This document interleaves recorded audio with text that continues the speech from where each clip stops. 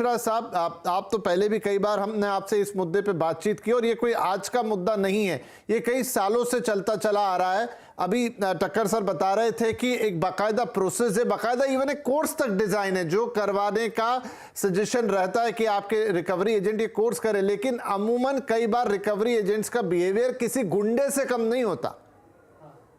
Absolutely, Vipin भाई, आपको भी याद होगा, आप रिकॉल भी किए कि ये सारे गाइडलाइंस जो बना, ये बना क्योंकि इस ढंग के मतलब व्यवहार किया जाता था उपभोक्ताओं पे कि उनको जबरन उनसे रिकवरी किया जाता था, और जब उन लोग एक्चुअली फाइनेंशियल क्राइसिस में हैं उस समय जाकर उनके ऊपर जबरदस्ती किया जाता था विदाउट एनी प्रॉपर काउंसलिंग।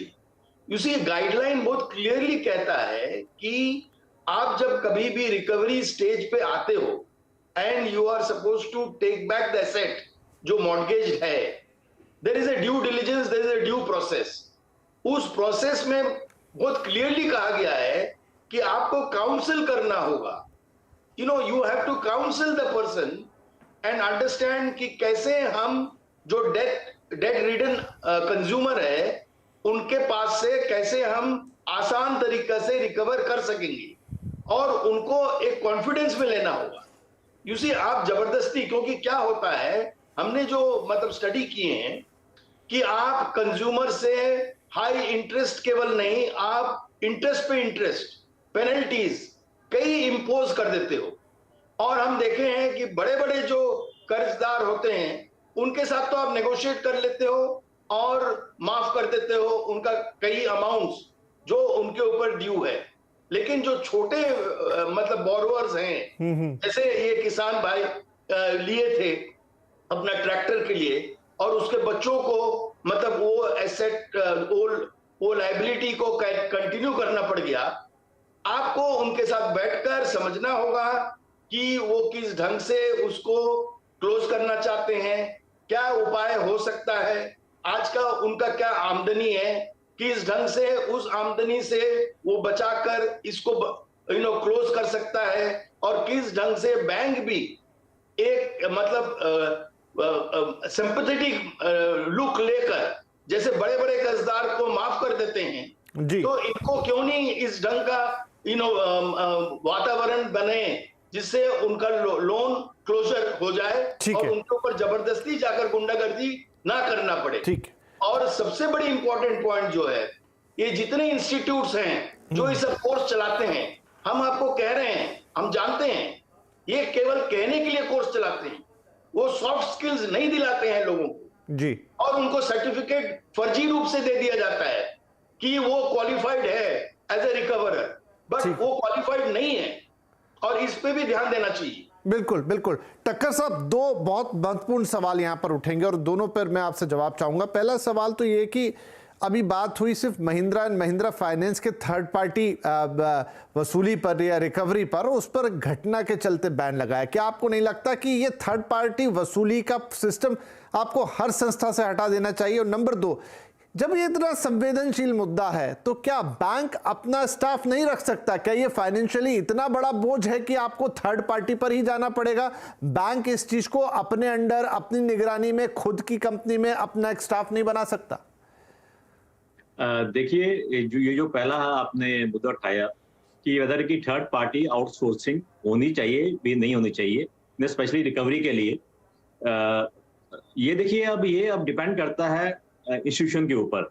अब जो बैंक है, बैंक तो फिर भी हम कह सकते हैं उनकी काफी शाखाएं हैं, पूरे भारतवर्ष में फैली हुई हैं, और उनके पास स्टाफ भी, मैं ये तो कहूँगा कि अधिक है, लेकिन एटलीस्ट हर जगह स्टाफ है अवेलेबल जिनको यूटिलाइज किया भी जाता है।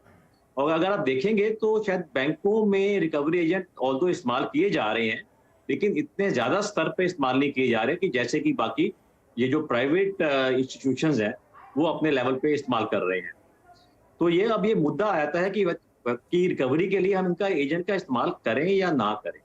मैं ये नहीं समझता कि इसको हम बिल्कुल ही इग्नोर कर सकते हैं, क्योंकि हर एक ऑर्गेनाइजेशन के पास इतना इंफ्रास्ट्रक्चर नहीं होता कि वो अपना स्टाफ रख सके, और स्पेशली जहाँ पे दूर दराज के इलाके हैं, वहाँ जाना आना जाना ये कई इशू होते हैं, और रिकवरी एजेंट्स नॉर्मली वो वहाँ के लोकल एम्प्लॉयज को वो रखते हैं, तो इसलिए उनका जरा इंटरेक्शन अच्छा होता है। जैसे मिश्रा जी ने बोला, इस टाइम चाहिए ये कि जो ये रिकवरी एजेंट्स के जो स्टाफ है, इनको proper training specially soft skills के ऊपर देना बहुत जरूरी है।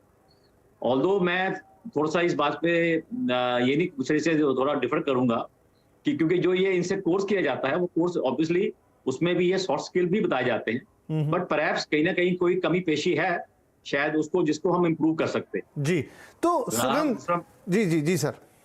और रहा दूसरा मुद्दा कि बैंक अपने बैंक एम्प्लॉयज को भी इस्तेमाल करते हैं, ये नहीं बैंक ने टोटली छोड़ा हुआ है रिकवरी एजेंट्स के ऊपर, लेकिन वो एक बेसिकली सप्लीमेंट करते हैं, ठीक है, जहां उनको लगता है कि हमारे पास एडिक्वेट स्टाफ नहीं। ठीक है सुगंध जी, क्या एक ये अंडरलाइन चीज है कि आपको पैसे की रिकवरी कभी भी सॉफ्ट स्किल से नहीं कर पाएंगे? क्योंकि ये एक प्रोसेस है, ये एक थीम है जो आप हमेशा देख सकते हैं, और चूंकि आप तो फिनटेक्स से भी जुड़ी हुई हैं, वहां तो मामला इतना गंदा हो गया पिछले दिनों, कई लोगों का आपने किस्से सुने और पढ़े होंगे, उन्हें आत्महत्या करनी पड़ गई, उनके साथ मतलब उनके फोटो को मॉर्फ करके घुमा गया। ये तो चलिए ये है कि जबरन वसूली, लेकिन आप किसी की इज्जत उतार दे भरे बाजार, उसके फोटो सर्कुलेट कर दे, मॉर्फिंग कर दे, आदमी को आत्महत्या करने की नौबत आ जाए, इसका ये मतलब है कि रिकवरी को आप एक ही मानते हैं कि या तो आदमी को शर्मिंदा करो या फिर उसको डराओ धमकाओ तो ही वो पैसे देगा, यही तरीका है। ये बैंक को भी समझता है यही, और जो कंपनी है, जो भी थर्ड पार्टी है, उसको भी लगता है कि तरीका तो यही है।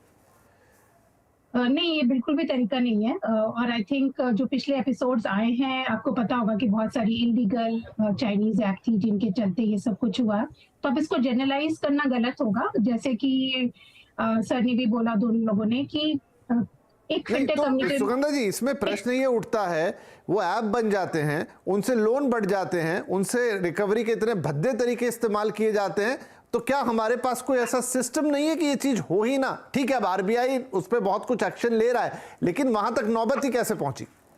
नहीं, ऐसा नहीं है कि नहीं होता है। हर कंपनी में बहुत सारी चीजें रिकवरी इंटरनल प्रोसेस से होती है, पूरा एनालिसिस होता है। फिनटेक कंपनीज की अगर मैं बात करूं तो वो बहुत सारा डेटा को यूज करके वो देखती है कि किस कस्टमर को किस बकेट में हमने डाला।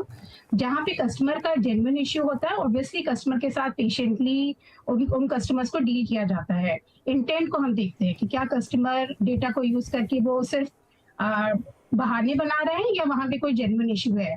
और बहुत सारे सॉफ्ट प्रोसेस यूज किए जाते हैं। देखिए, अनसिक्योर्ड लोन में जहाँ पे छोटा लोन है, किसी भी कंपनी के लिए भी बहुत कॉस्टली अफेयर होता है कि उनको फिजिकली जाके कस्टमर को रीच करना, रिकवरी एजेंट को देना। कोई भी जो रिस्पेक्टेबल कंपनी है, रेगुलेटेड स्पेस में काम करती है, वो उस तरफ नहीं जाना चाहती है। बट इवेंचुअली होता क्या है कि आप एक सेंट्रलाइज्ड वे में काम कर रहे हैं, जैसे कि उन्होंने कहा कि आप हजारों जगह पे लोन बांट रहे हैं, तो ये फीजिबल नहीं है कि कोई कंपनी हर जगह पे अपने स्टाफ को और इंफ्रास्ट्रक्चर को मेंटेन करे।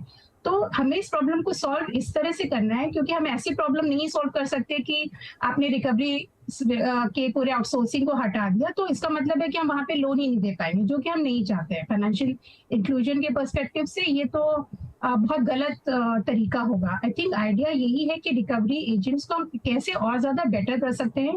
और आई थिंक अनफॉर्चुनेट है कि हमें इस तरह के एपिसोड के बेसिस पे वो एक्शन लेना है। बट आई थिंक ओवरऑल सारी कंपनीज में इसको बहुत सीरियसली लिया जाएगा उस मुद्दे के बाद कि हम ये कंप्लीट नो गो है, आप किसी को भी अब्यूज नहीं कर सकते। और आप देखिएगा पिछले कुछ सालों में, आपने फिनटेक एग्जांपल लिया, बहुत चेंजेस आए हैं, बहुत लोगों ने इन चीजों को स्ट्रीमलाइन किया है, उसको रिस्पेक्टेबल बनाया। बहुत सिस्टम लेवल पे एसओपीज होते हैं थर्ड पार्टी रिकवरी के साथ, जिसके अंतर्गत ये पूरी प्रक्रिया होती है।